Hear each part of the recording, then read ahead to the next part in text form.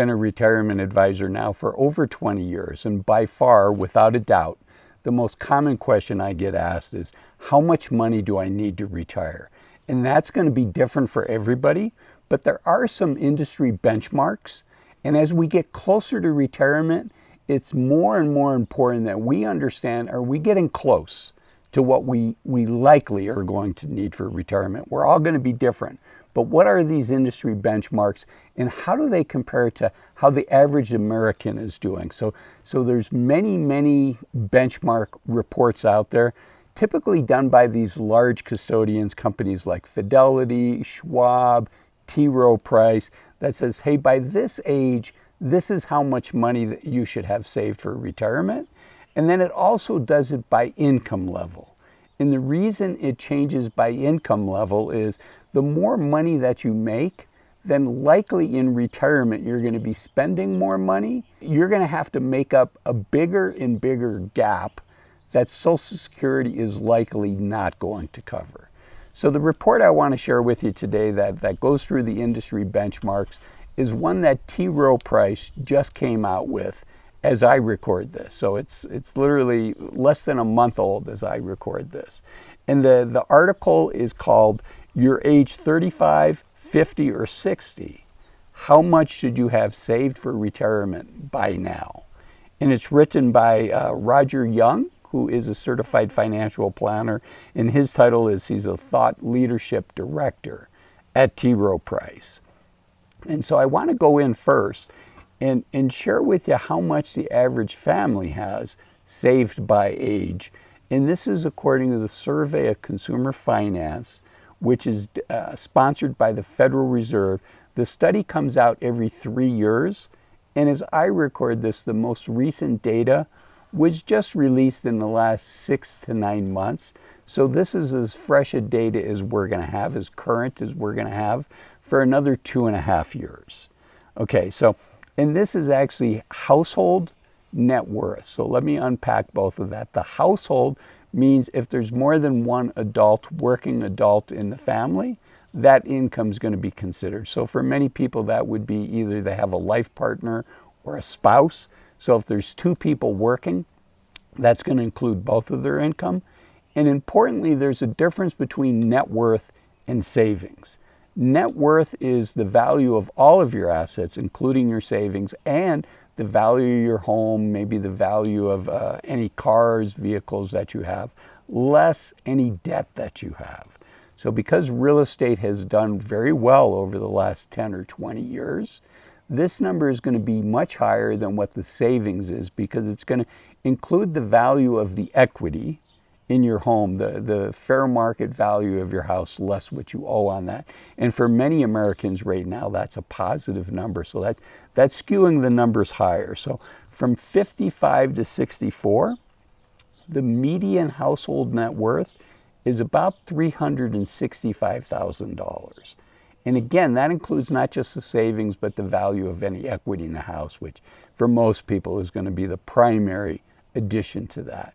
If you look at just the savings, that tends to be for this age group between $200,000 and $250,000.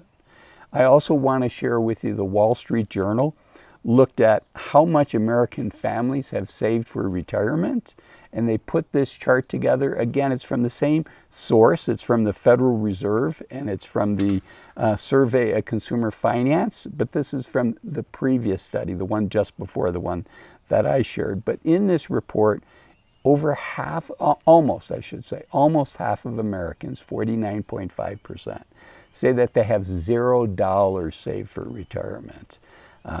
In fact, almost 60% have $10,000 or less, and 80% of Americans, roughly, have $100,000 or less saved for retirement. So if you're not where you want to be, know that that's common, and you're in good company, and you're likely doing a lot better compared to your peers than what you think.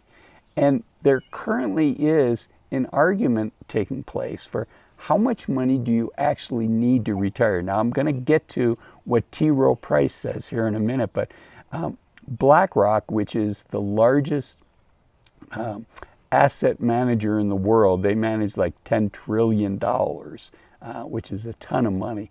They did a study where they surveyed their clients, and what they found was a majority of their clients, 18 years after retirement, still had 80% of their assets or more.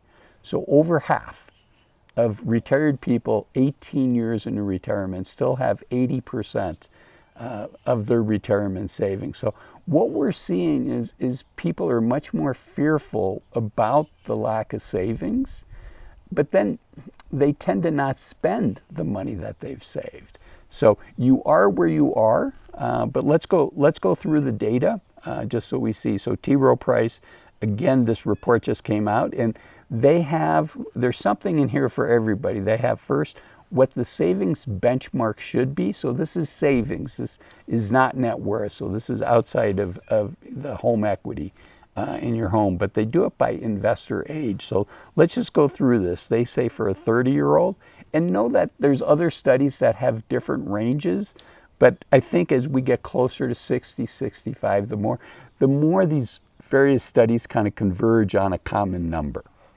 So they say at age 30, if you have about half of your salary saved, you're in a good space.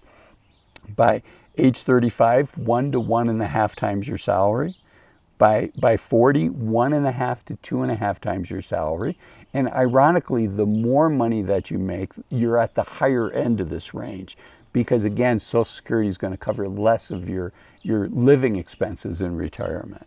So 45, it's 2.5 to 4 times your salary. By 50, they say you should have 3.5 to 6 times your salary saved. By 55, you should have 4.5 to 8 times your salary saved. By 60, you should have 6 to 11 times your salary saved. And by 65, you should have 7.5 to 13.5 times your salary saved.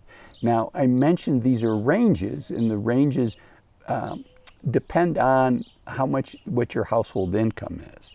So let's take a look at this next chart. And here they say what the current household income is, but importantly, are you married, dual income? Are you married with a sole earner, or are you single? And the reason this comes into play is because if you're married with 2 earners, it's likely you're going to have 2 Social Security checks coming into the household in retirement.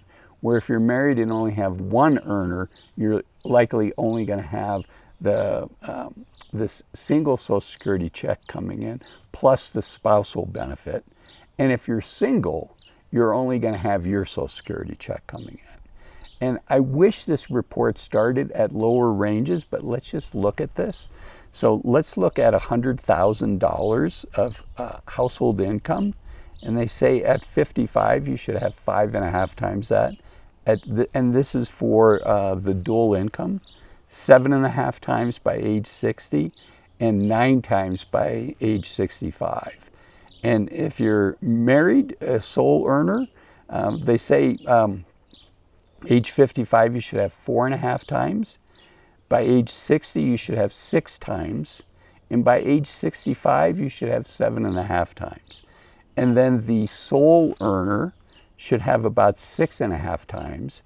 So you'll notice that this is higher than the married with a sole earner. And the reason for that is because the single person is only going to have 1 Social Security check coming into the household. Where somebody that's married, even if their spouse did not work, under current rules, there are rules talking about changing this, but current rules, they can get half of their spouse's benefit. So the household is receiving more Social Security money. You should know that as of January of 2024, average Social Security check in January of 2024 was $1,920. So that's kind of what the average is there. You should also know that if you take Social Security before your full retirement age, you're going to lose about 6 to 7% of what that full retirement age, which for most of us is between 66 and 67, you're going to lose about 6 to 7% of that every year that you take it early. In fact, if you take your Social Security at age 62, you're going to get 70% of what that full retirement age benefit is. And for every year that you wait after your full retirement age, the Social Security office will increase your monthly payment by 8 percentage points, such that if you wait till you're 70, you'll get 124% of that full retirement age check. So that was $100,000. We went through it. The nice thing is $100,000 is an easy number to do math on. So at age 60, what the video talks about, how much should you have saved by age 60? According to this, if you're married and you have 2 income earners, you should have $750,000 saved. If you're in a household, you're married and you're the sole earner, you should have about $600,000 saved at age 60. And if you're single, you should have 8.5 times that amount, which is $850,000. Now, interestingly, if you're making $200,000, so let's jump down there, by age 60, they say you should have 8.5 times your salary, so that would be $1.7 million. And by age 60, if you're married with the sole earner, the number is actually the same at 8.5 times, so that would be $1.7 million. And then for the single earner, they say you should have saved 10 times, which would be $2 million. Now, a lot of folks would think it's easy to save that kind of money if you have that type of salary. But shockingly, right about half of all Americans that earn $100,000 a year or more report that they don't save a dime. So it's super important that if you're making a good salary, that you save as much of it as you can. A rule of thumb that I grew up with was save 10% of your salary and you'll be fine. This T. Rowe Price says save 15% of your salary, and as having worked with people for over 20 years, boy, I think if you can save up 20%, you're in a really good place. I know it's aspirational, but one thing to remember is many of us don't get to choose when we retire. You know, most people, if you ask them, when do you plan to retire? They'll say sometime between 60 and 65. But almost half of Americans report they didn't get to choose when they retired. Either they had a family member, an aging parent that needed medical help, assistance in their daily living, or they had a health issue, or unfortunately they were laid off or downsized from their company. So those are the numbers, and I think if you enjoyed this video and you like seeing, okay, what's the benchmark? Where should I be? I think you'll also enjoy this video here where I talk about the average income for retirees in the United States. Thanks for watching this video, and I'll see you in there. Bye-bye.